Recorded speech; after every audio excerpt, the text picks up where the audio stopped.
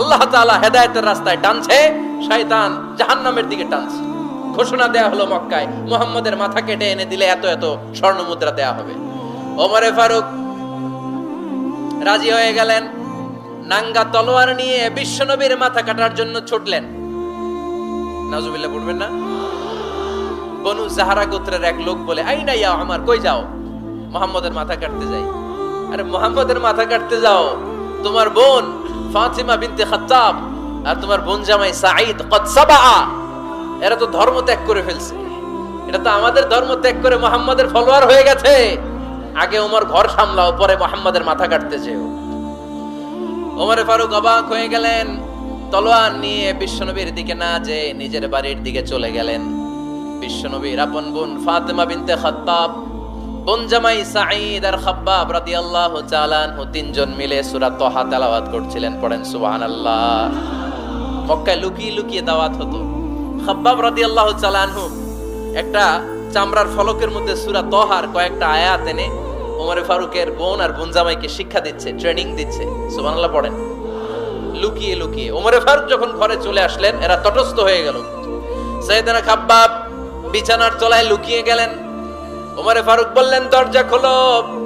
ফাতিমা বিনতে খাত্তাব দরজা খোলার পরে নির্মম ভাবে সাইয়েদনা ওমর রাদিয়াল্লাহু তাআলা আনহু বোনের গায়ে আঘাত শুরু করে দিল। বোন জামাইকে আহত করতে শুরু করলো আর বলতে শুরু করলো, তোরা পাগল হলি কেন? কি আছে ওই মুহাম্মাদের মধ্যে? কি জাদু নিয়ে সে এসেছে? সে যাই বলে লোকজন পাগল হয়ে যায়, সবাই তার উপর কালিমা পড়ে ঈমান এনে ফেলে। কি এমন জিনিস তোদের কাছে আছে যেটা দেখে মুহাম্মদকে তোরা ভালোবাসলি? কি আছে? কি পড়তেছিলি আমারে দেখা। ফাতেমা বলে, ইন্নাকা রিজসুন লা ইয়ামাসসুহু ইল্লাল মুতাহহারুন। ও আমার ভাই ওমর, তুমি নাপাক। তুমি কি?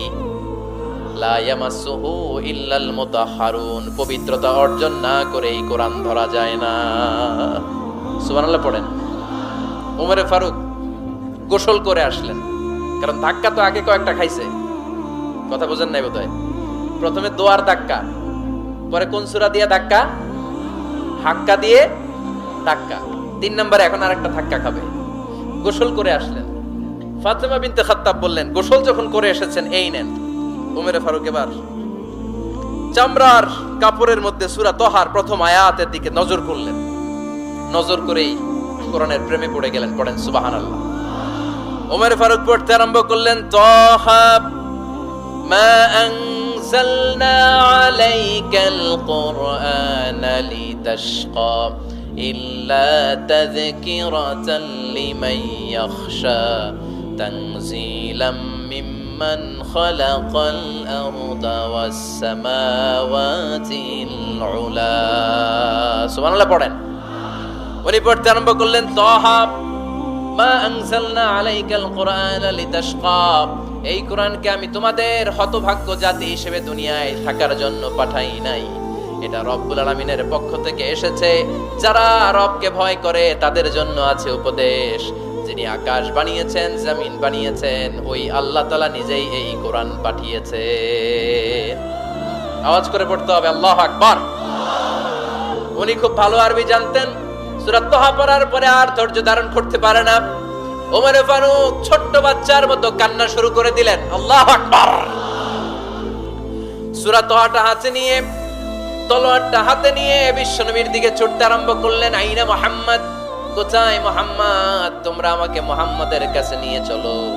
বিশ্বনবী তখন সাফা পাহাড়ের পাদদেশে দারুল আরকাম ইবনে আলকামের ঘরে লুকিয়ে লুকিয়ে কোরআনের দাওয়াত দিতেন।